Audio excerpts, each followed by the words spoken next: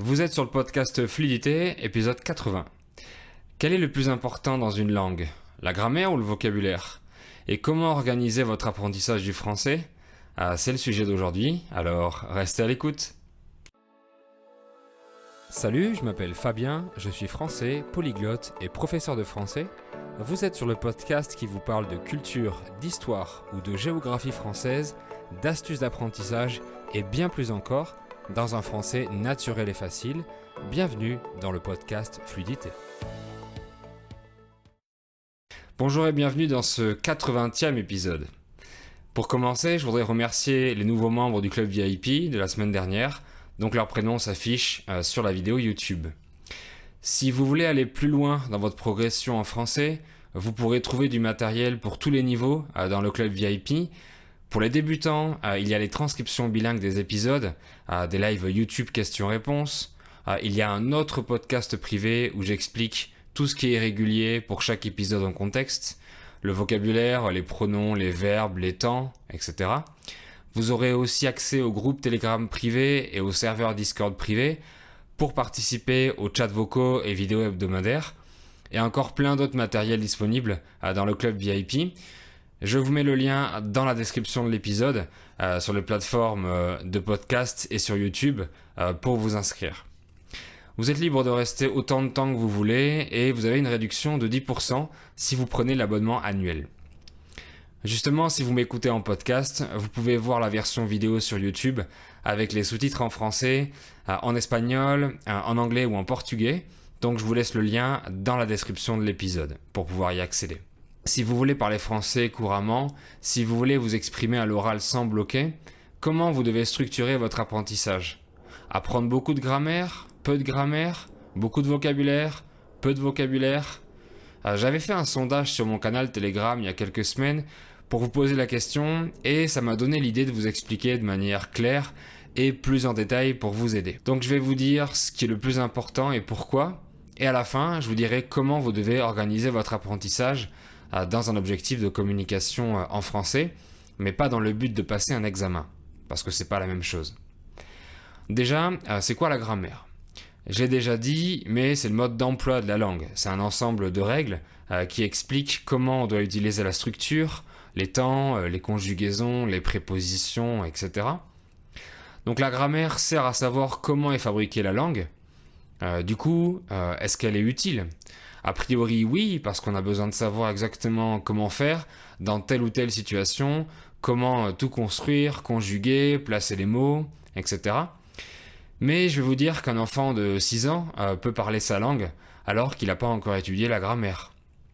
Vous pouvez lui demander ce qu'est un objet direct ou indirect, ou d'autres questions de grammaire, il ne saura pas du tout vous répondre. Et dans ce cas, comment il sait conjuguer avec la bonne personne, conjuguer avec le bon temps, mettre la bonne préposition au bon endroit, utiliser lui ou leur, utiliser en ou i. Donc un natif n'a pas besoin d'étudier la grammaire, n'a pas besoin de lire ce mode d'emploi pour sa langue maternelle. On est tous passés par là et on arrive tous à utiliser la grammaire de notre langue natale sans la connaître. Même avec une langue étrangère dont la grammaire vous paraît très difficile, un natif de cette langue n'en aura pas besoin. Je dois vous avouer que la grammaire du russe me paraît assez compliquée. Il y a des déclinaisons du nom au pluriel selon si le chiffre est 3 ou 4, mais pas pareil pour 5 ni pour 8, etc. Pourtant, un ou une russe utilise toutes ces exceptions parfaitement. En fait, c'est parce que notre langue natale est une connaissance implicite dans notre cerveau. C'est une connaissance procédurale. Comme faire du vélo, jouer d'un instrument ou nager, c'est une série d'actions automatiques qu'on fait machinalement et qu'on ne sait pas beaucoup expliquer. Demandez à quelqu'un pourquoi on dit telle chose dans sa langue natale et pas autrement, et il vous répondra qu'il ne sait pas l'expliquer, mais il connaît la bonne réponse parce que ça sonne mieux dans sa tête. Quand un parent corrige son enfant, il lui dit on dit comme ça et pas comme ça. Et si l'enfant demande pourquoi, le parent peut répondre je sais pas, je me souviens pas de la règle, mais je sais qu'on dit comme ça. Ce qu'on dit dans notre langue maternelle, on le dit parce que c'est automatique, on le dit sans réfléchir à la règle, parce que notre langue maternelle est une compétence implicite. Les parents n'apprennent pas à leurs enfants à parler en leur disant « alors tu mets le sujet, le verbe et ensuite le complément ». Bien sûr que non. C'est seulement une fois que la langue est déjà implicite qu'on apprend ces règles explicites à l'école, seulement pour perfectionner l'utilisation de notre langue natale et pour écrire ensuite. Une connaissance explicite, c'est quelque chose qu'on peut expliquer, le sujet, le verbe, l'objet, le pronom, etc. Mais quelqu'un qui n'est jamais allé à l'école de sa vie et qui n'a jamais étudié la grammaire peut parler et utiliser sa langue natale correctement. Donc ces règles de grammaire explicites ne sont pas utiles pour parler notre langue maternelle implicite. Mais pour une langue étrangère, c'est un peu différent parce qu'elle ne pourra pas devenir si facilement implicite et automatisée comme notre langue natale, sauf dans le cas des enfants bilingues. Et en plus, notre langue natale va perturber notre langue étrangère. Si on est habitué à utiliser sujet, objet, verbe comme en japonais, ça sera plus difficile de comprendre sujet, verbe, objet comme en français par exemple. Si on utilise avoir pour le passé composé en espagnol, en portugais ou en anglais, ce sera difficile de comprendre tout seul pourquoi on utilise être en français pour certains verbes. Donc, on va avoir besoin d'étudier la grammaire explicite pour comprendre comment fonctionne la langue étrangère, et encore plus si elle est très différente de celle de notre langue maternelle. Elle va nous servir à mieux comprendre ce qu'on va écouter, donc à mieux assimiler et à mieux enregistrer la langue. Elle va nous servir à percevoir des aspects de la langue qui sont parfois difficiles à remarquer. Elle va aussi nous servir quand on va parler, on va utiliser les règles qu'on connaît pour nous corriger. Mais étudier la grammaire, c'est seulement connaître l'ensemble des règles explicites de la langue. C'est pas la langue elle-même. Si on veut parler, on aura besoin d'assimiler la langue, de l'acquérir et de la mémoriser. Et on va avoir besoin d'énormément de vocabulaire et la quantité est presque infinie. Donc la grammaire est utile, mais c'est un manuel d'instruction qui a un début et une fin. Alors que la quantité de vocabulaire dont vous aurez besoin pour parler est gigantesque. Au final, la grammaire n'a qu'un petit rôle dans notre apprentissage de la langue étrangère. Un Brésilien qui va apprendre l'espagnol n'aura presque pas besoin d'apprendre la grammaire, mais il aura besoin d'apprendre une tonne de vocabulaire quand même. C'est aussi parce que les natifs ne respectent pas exactement la grammaire théorique.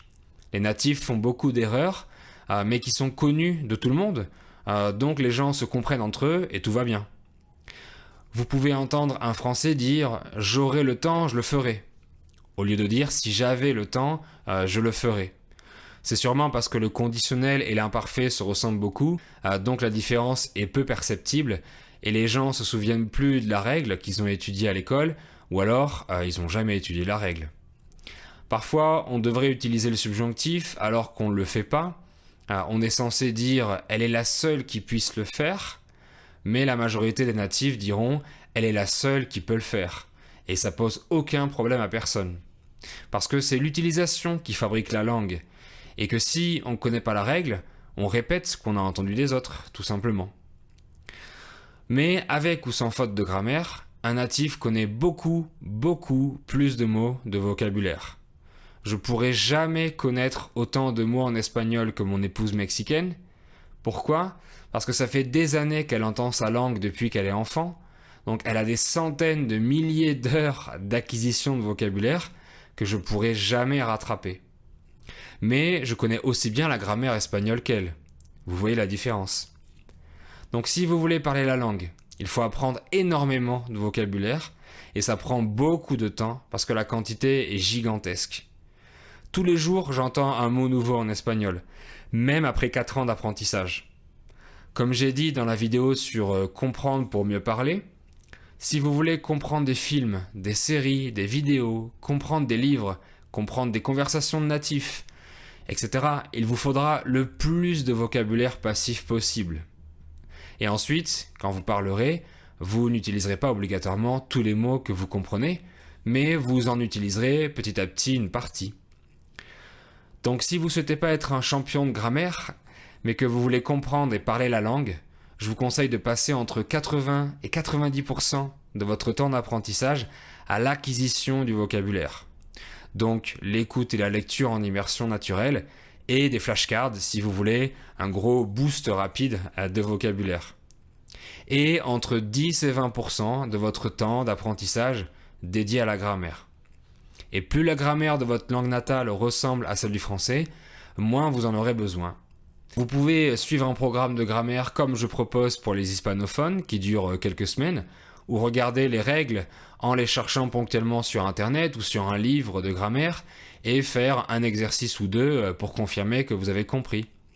Et une fois que vous aurez fini le programme de grammaire, vous aurez besoin de la revoir seulement ponctuellement que quand vous avez oublié la règle.